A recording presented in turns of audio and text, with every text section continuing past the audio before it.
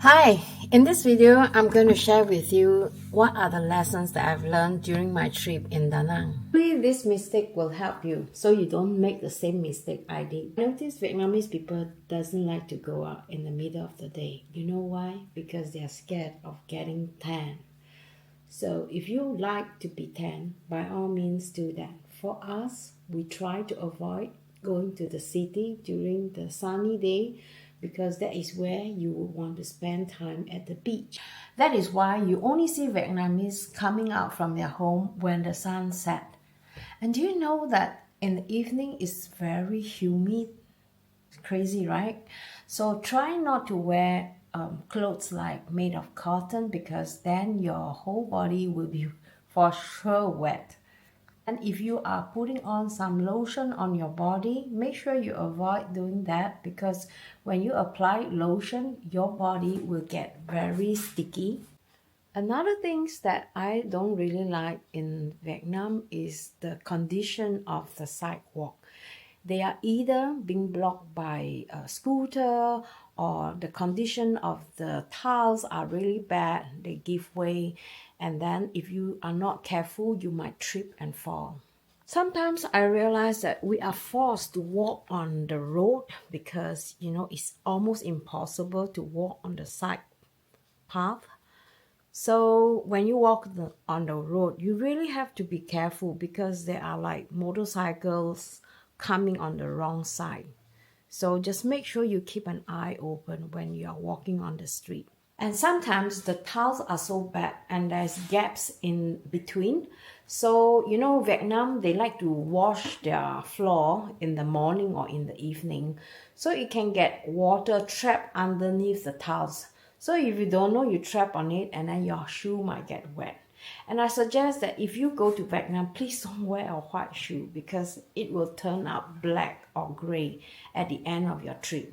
So bring a pair of black shoes that you are not so afraid to get dirty. I throw mine away and bought a new one. And make sure you get a good quality walking shoe because you would really need that. And I don't advise sandals too because if you have an open toe sandals like this one, chances is that your feet will get wet.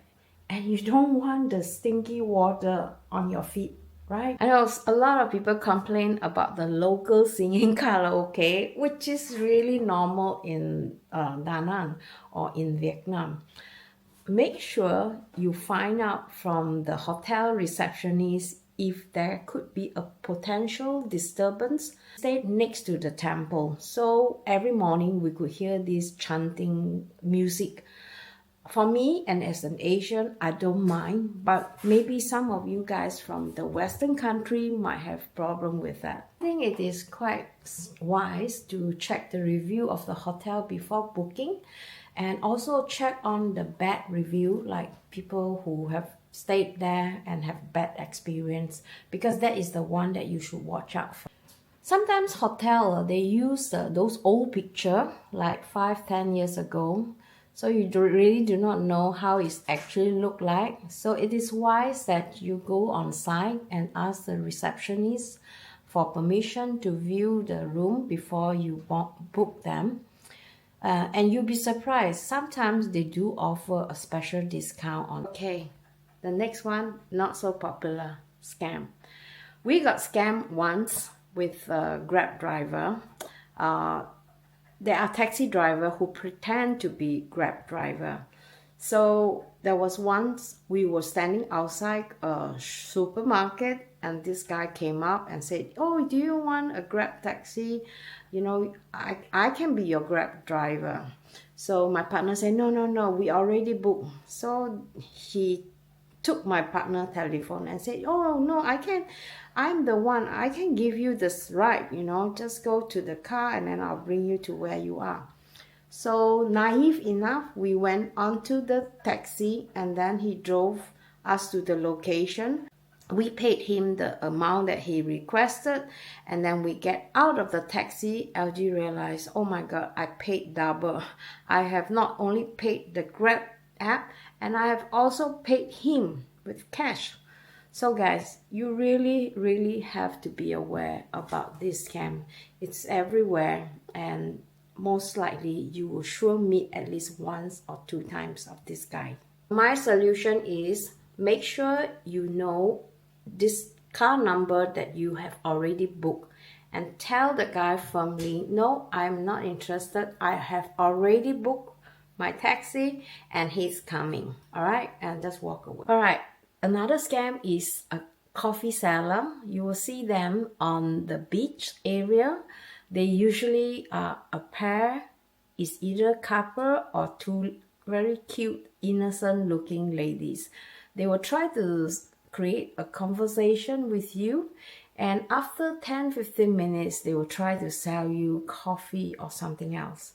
So make sure you be aware of this. Sometimes you can also get scammed at the market. I got scammed one at the Troll market. When you see some old lady, you somehow feel sorry for them, and then you buy the stuff that they sell which you thought is reasonable.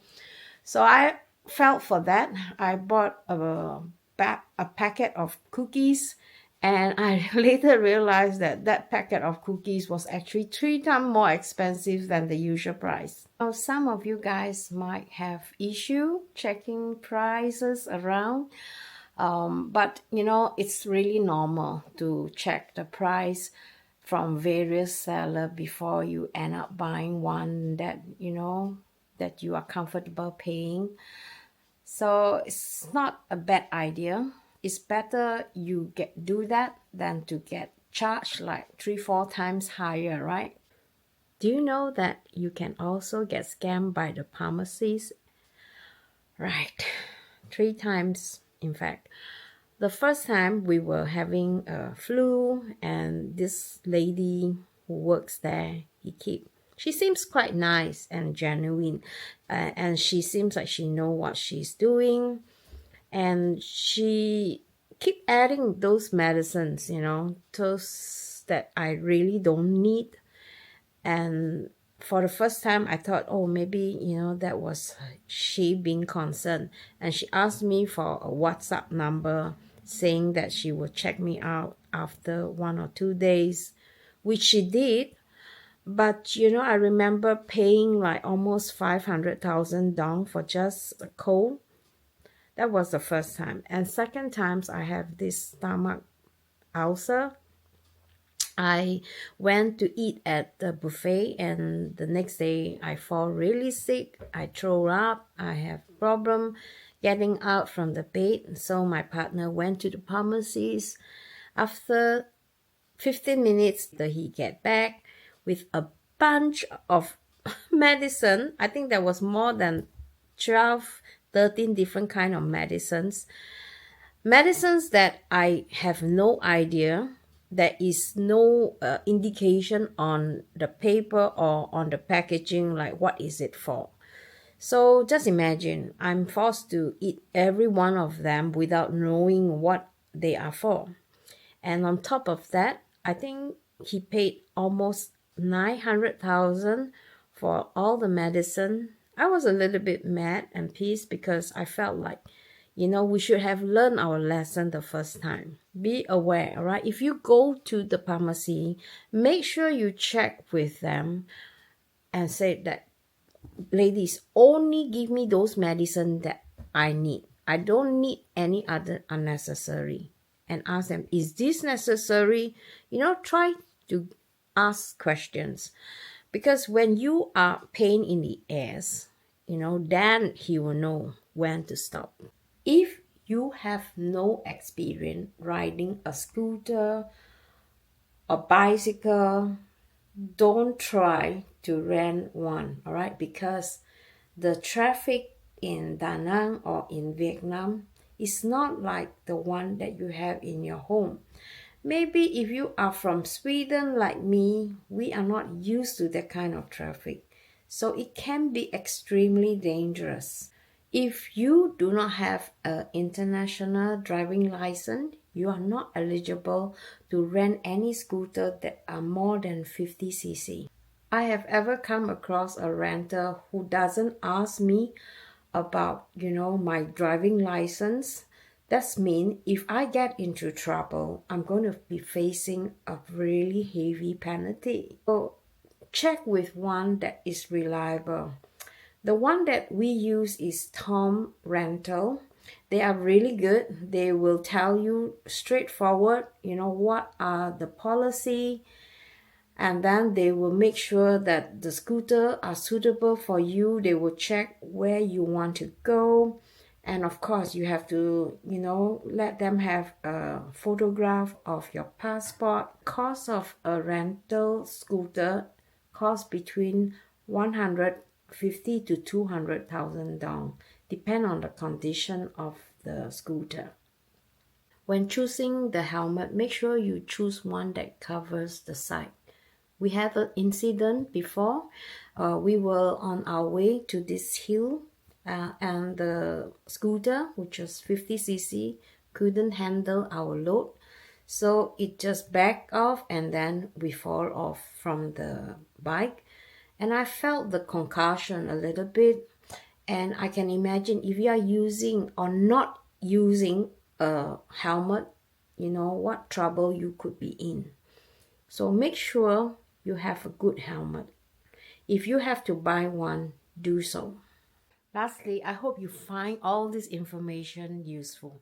If you do like this video, please give a thumbs up to help this channel grow. I'll see you in my next. Bye-bye.